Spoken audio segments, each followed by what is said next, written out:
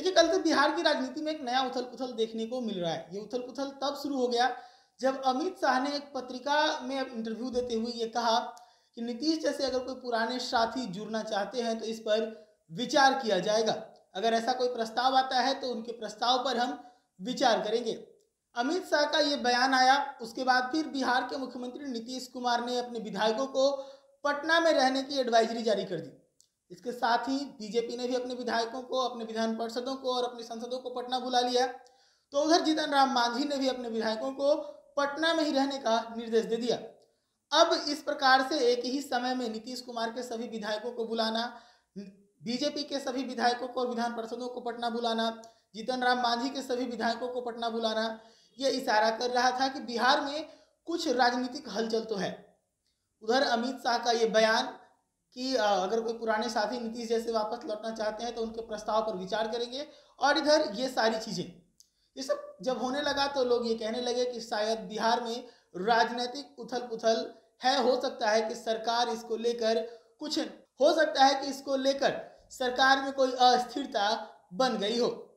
मैं आपको बता दूं कि आज नीतीश कुमार ने अपने विधायकों को पटना में रहने का निर्देश दिया था, और इन सब के बीच सुबह सुबह लालू यादव, उनके बेटे तेजस्वी यादव, दोनों अचानक पहुंच जाते हैं बिहार के मुख्यमंत्री नीतीश कुमार के पास। और इधर दूसरे तरफ नेता प्रतिपक्ष विजय कुमार सिन्हा के आवास पर विधानमंडल बीजेपी का जो है बैठक चल रहा होता है। अब ऐसे में कयास ये लगाया जाने लगा कि नीतीश कुमार से अचानक से लालू जी मिलने पहुंचे हैं, नीतीश कुमार ने विधायकों को बुलाया है, अमित शाह ने कहा है कि हम नीतीश जैसे पुराने साथियों के प्रस्ताव पर विचार कर सकते हैं। तो क्या नीतीश कुमार बीजेपी की तरफ जाने के बारे में सोच रहे थे? क्या किसी प्रकार की नाराजगी थी नीतीश कुमार की, जिसको लेकर वो अपने विधायकों को पटना में बुलाए थे? तो क्या इन्हीं नाराजगी को दूर करने के लिए लालू प्रसाद और तेजस्वी यादव सुबह सुबह नीतीश के पास पहुंचे? यही सभी सवालों से ये बात लोगों के मन में आने लगा कि नीतीश कुमार, लगता है कि अब पलटी मारने वाले हैं। नीतीश कुमार लगता है फिर से वापस बीजेपी के साथ जाने वाले हैं। जैसे जैसे वक्त बढ़ता गया, ये जो राजनीतिक हलचल था पूरे दिन चलता रहा, और वक्त जैसे जैसे बढ़ता गया, इस हलचल में और तेजी तब आ गई जब बीजेपी की तरफ से अशोक चौधरी का एक बयान आया। अशोक चौधरी ने अपने एक बयान में कहा कि अमित शाह ने कभी नहीं कहा कि नीतीश कुमार के लिए दरवाजा बंद है। अब जरा ध्यान से देखिए इन बिंदुओं को जो हम बोलने जा रहे हैं। सबसे पहले नीतीश अपने विधायकों को बुलाते हैं, बीजेपी अपने विधायकों को बुलाती है। उसके बाद लालू और तेजस्वी पहुंच जाते हैं नीतीश से मिलने के लिए।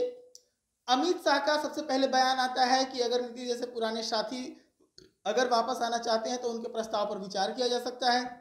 उसके बाद जदयू की तरफ से अशोक चौधरी का ये बयान कि अमित शाह ने कभी भी नहीं कहा कि नीतीश कुमार के लिए दरवाजा बंद है। तो ऐसे में क्या नीतीश कुमार राजद को छोड़कर वापस बीजेपी के साथ एनडीए में जाने वाले हैं? इन्हीं सभी सवालों के साथ आज पूरे दिन जो है राजनीतिक जगत में हलचल मची रही, जिसको लेकर ये संशय बना हुआ था कि क्या नीतीश कुमार फिर से पलटी मार जाएंगे, क्या नीतीश कुमार एक बार फिर से लालू का साथ छोड़ बीजेपी का दामन थाम लेंगे। क्योंकि जिस प्रकार से अमित शाह ने कहा कि नीतीश कुमार के प्रस्ताव पर विचार करेंगे, और इस प्रकार से अशोक चौधरी ने कहा कि अमित शाह ने कभी भी नहीं कहा कि नीतीश कुमार के लिए दरवाजा बंद है, तो इन सबसे तो देखने से ऐसा ही लगता है कि बिहार में राजनीतिक स्थिति इस वक्त नाजुक बनी हुई है। उसमें भी हवा देने का काम जो है जीतन राम मांझी ने कर दिया कि हमने भी अपने विधायकों को बुलाया है और बिहार की राजनीति पर जो है अपना नजर बनाए रखा है। यानी कि मांझी ने भी ये बताने का प्रयास किया अपने ट्वीट के माध्यम से कि बिहार की जो सरकार है वो नाजुक स्थिति से गुजर रही है। ऐसी ही तमाम खबरों के लिए जुड़ेगा द एच न्यूज के साथ। धन्यवाद।